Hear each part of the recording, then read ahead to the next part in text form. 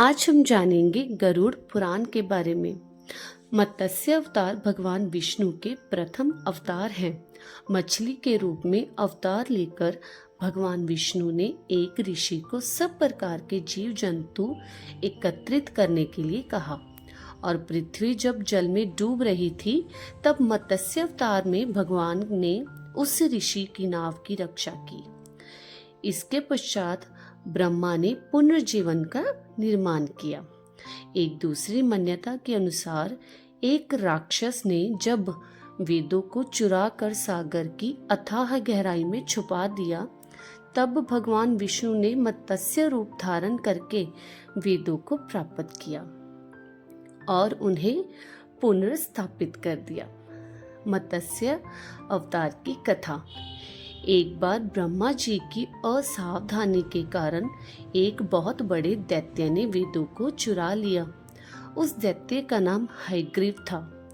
वेदों को चुरा लिए जाने के कारण ज्ञान लुप्त हो गया।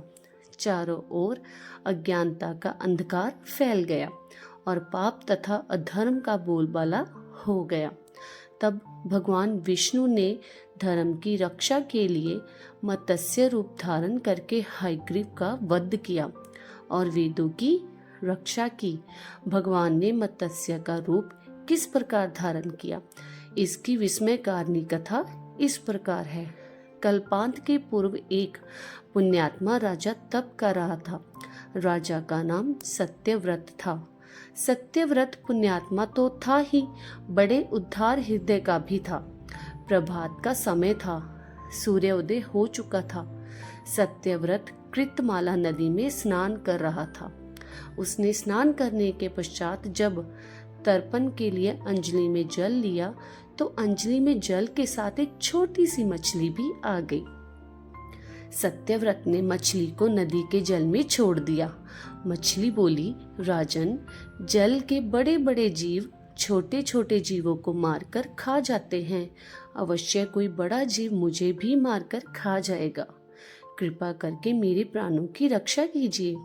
सत्यव्रत के हृदय में दया उत्पन्न हो उठी। उसने मछली को जल से भरे हुए अपने कमंडलू में डाल लिया।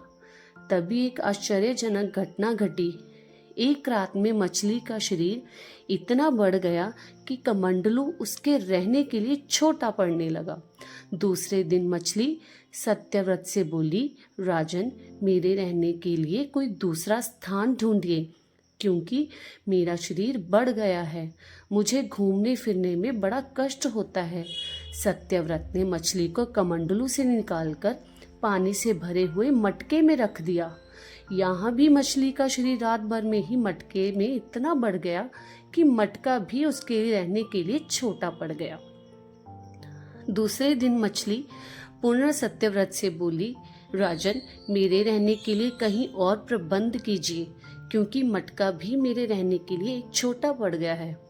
तब सत्यव्रत ने मछली को निकालकर एक सरोवर में डाल दिया, किंतु सरोवर भी मछली के लिए छोटा पड़ गया।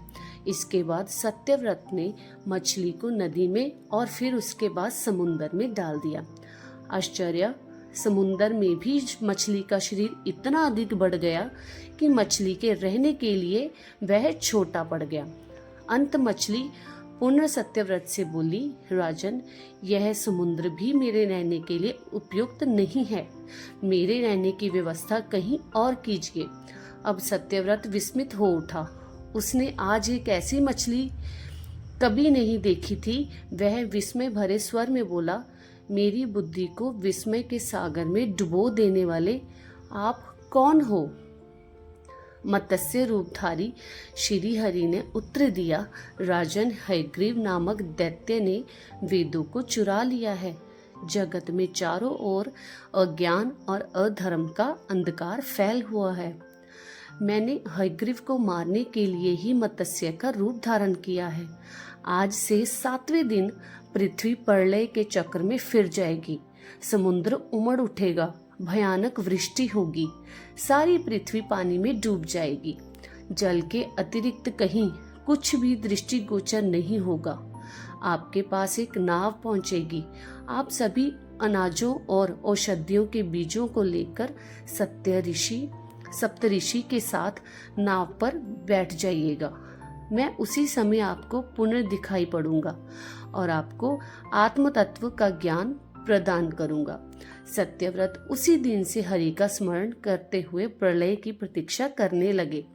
7वें दिन प्रलय का दृश्य उपस्थित हो उठा। समुद्र भी उमड़कर अपनी सीमाओं से बाहर बहने लगा। भयानक वृष्टि होने लगी। थोड़ी ही देर में सारी पृथ्वी पर जल ही जल हो गया। संपूर्ण पृथ्वी जल में समा गई। उसी समय एक नाव दिखाई पड़ी। सत्यव्रत सप्त ऋषियों के साथ उस नाव पर बैठ गए। उन्होंने नाव के ऊपर संपूर्ण अनाजों और औषधियों के बीज भी भर लिए। नाव प्रलय के सागर में तैरने लगी। प्रलय के उस सागर में उस नाव के अतिरिक्त कहीं भी कुछ भी नहीं दिखाई दे रहा था। सहसा मत्स्य रूपी भगवान प्रलय के सागर में दिखाई पड़े। सत्यव्रत और सप्तऋषि गण मत्स्य रूपी भगवान की प्रार्थना करने लगे।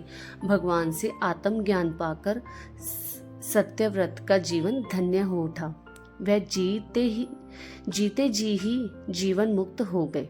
प्रलय का प्रकोप शांत होने पर मत्स्य रूपी भगवान ने हयग्रीव को मारकर उससे वेद छीन लिए। भगवान ने ब्रह्मा जी को पुनः वेद दे दिए। इस प्रकार भगवान ने मत्स्य रूप धारण करके वेदों का उद्धार तो किया ही, साथ ही संसार के प्राणियों का भी अमित कल्याण किया। तो चलिए, इस प्रकार से थी हमारी गरुड़ पुराण की कहानी। वीडियो अच्छी लगी तो वीडियो को लाइक और शेयर ज़रूर कीजिएगा और अगली पुरानी कथा को जानने के लिए आपके अपने चैनल अटल पुरानी कथा को सब्सक्राइब ज़रूर कीजिएगा। तब तक के लिए धन्यवाद।